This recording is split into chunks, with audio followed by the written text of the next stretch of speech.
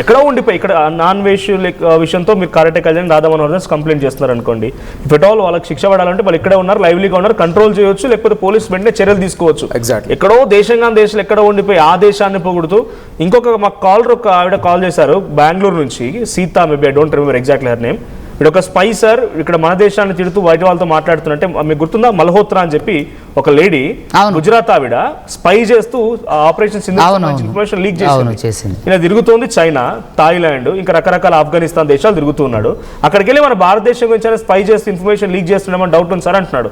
అంటే అటువంటి ఆ నోటికి కళ్ళం వేయలేమా వాడు మన భాష ఆవిడెవరు అంటే మరి అలాంటప్పుడు బయ్యా సన్నీ యాదవ్ పాకిస్తాన్ వెళ్ళి ఒక మీటింగ్ లో పార్టిసిపేట్, మరి బయ్యా సన్నీ యాదవ్ ఏమండి స్పైయా అని అడుగుతున్నా, మీరు పూర్తిగా వినండి.